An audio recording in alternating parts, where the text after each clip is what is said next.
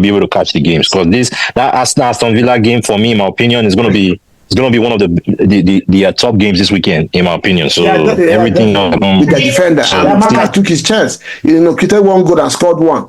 So I expect Arsenal to win the game. Not an easy run in the midfield. Both teams. Arsenal has a slightly better midfield, though Aston Villa have more combative midfielders who can stand their own and fight. They fight. You have the Douglas Lewis right there that we did mention earlier on.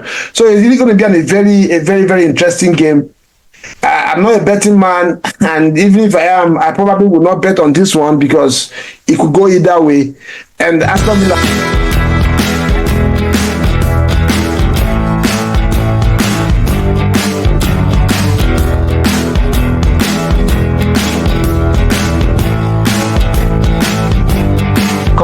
My husband, just to let's get a little bit more into the game. Guys, no, we have a long season. We'll talking it every week. You have turned this into, I'm like Timaya, day your day. Let me day my day. No, you're not going anywhere. We have a very long season to go. Yeah. But let's look at the teams again. Where can this game be won? What's the strength of Aston Villa as against, because this is how games are won. You look at your strength, look at the opponent's weakness. How can I deflect this team and get a result over them? So looking at these two teams and how these two managers play. If you ask me, if you want me to start asking that question, the weak link that Aston Villa pounced on last season was Zinchenko on Arsenal's backline. And it paid off. Arteta has reinforced that side. During Timber is back, and Arteta has shown that he's not scared to make those kind of calls. In Nimi, let's assume Arteta replaces Zinchenko with Timber, who we know is a better defender. How else can Aston Villa win this game? As I've said, I think it's going to come down to the midfield. When you have a Thomas Partey, you have an Odegaard, and you have Declan Rice are going against Onana, Tielemans, and Rogers. It's going to be a dynamic midfield. One thing about Aston Villa that I know is McGinn, when they defend, he starts the pressing from the top right there. I remember Arsenal is playing home, so Aston Villa is playing home. Historically, at the Aston Villa Park, they always win share possession. So I expect that they will have a slight edge of possession, trying to hound Arsenal, trying to target those plays.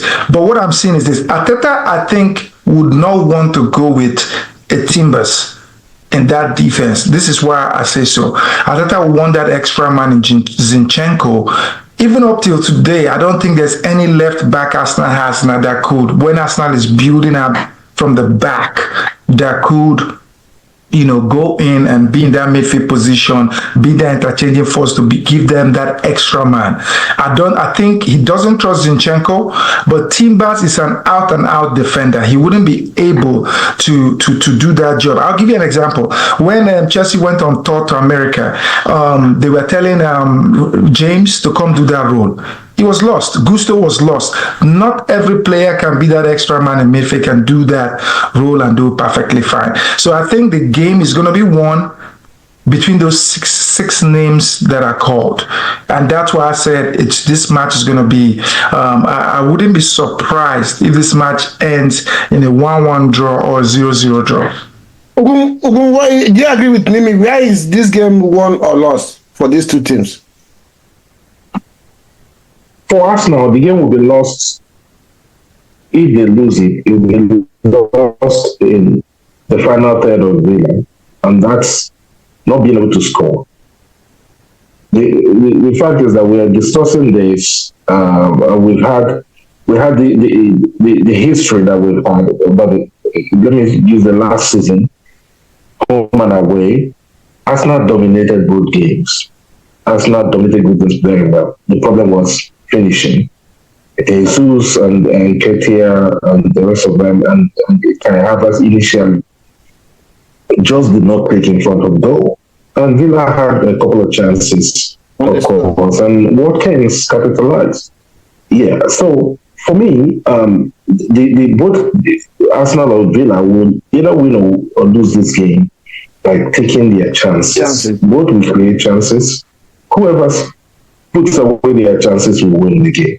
I mean, that's what I did. As far as midfield, I think will be a close midfield. Will be a good match. Fullbacks and all that. But whoever takes their chances when they get them will win. Bamsi, if you are to stick your neck on this one, how or let be okay? Now you are Unai Emery because you've chosen Unai Emery as the better coach. So how does Aston Villa win this game and avoid losing it? Considering the array of tools that you have in Arsenal, they are proven that they score. I mean, the thing is, yeah. So okay, even though Unai Emery is a better manager, in my opinion, that doesn't mean that he's going to for sure win this game, though. You see what I'm saying? Yeah, I'm putting you in his shoes. So how do you win Arsenal, or how do you think Aston Villa will lose this game, considering the strength of Arsenal? I mean, because the way I look at it, right? I mean, you have Timber that didn't play last time, right? So that's a new addition. What's this guy's name? That your defender, what's his name? Costarillo. I don't forget. Calafiori. Yeah, Calafiori. I've not. I don't expect him to really make an impact because he's not. I don't know if he came on last game, right? I don't know if he came on at all or he didn't. Yes. Few minutes, yeah. So yeah, but I mean, looking at Arsenal, right? Arsenal under Arteta they've been well oiled for the past how many years, so they know it's a continuation of where they left off. You see what I'm saying? And then differently. I don't know if Partey played in the game last season because I know Partey was injured quite a bit. Yes. Right. Yeah. So I think that midfield is definitely better. Arsenal's midfield is definitely better than it was last season. You also have that continuation in that back four, right? From last season, which is Gabriel and what's his name again? Saliba. So I mean, I would expect Arsenal to win the game just because they have some players back that were injured last season, and it's a continuation. That chemistry is there. It's a continuation of what they've always been doing. Again, and it looks like Saka is back to doing what he normally does, man. So yeah, it'll be an interesting game. I mean, from looking at player for player, team for team, Arsenal has a better squad. Arsenal has a little bit better starting 11 than Aston Villa, but the way Aston Villa wins this game would be the 12th man. Really, meaning the stadium, the crowd. Yeah. So that's a Villa Park. I agree with you. I don't know how Nimi came up with his submission. For me, Arsenal don't win this game. They have themselves to blame because in terms, like you rightly mentioned right there, in terms of quality, in terms of continuity, in terms of cohesion and understanding and harmony in the squad, Arsenal is well ahead of Aston Villa. But again, we're not going to undermine the contribution the 12th man, like you mentioned, and Unai Emery, again, as a coach, having the spirit that he has, is going to have an impact on this game. But again, looking at the strength of the two teams, like you mentioned, Saka is a player that if you don't double team on him, he will hurt you, which was what happened to Wolves last weekend. They thought they could leave Saka one-on-one with their defender, and Saka took his chance, created one goal and scored one. So I expect us now to win the game, not an easy run. In the midfield, both teams, Arsenal has a slightly better midfield, though Aston Villa have more combative midfielders who can stand their own and fight the fight.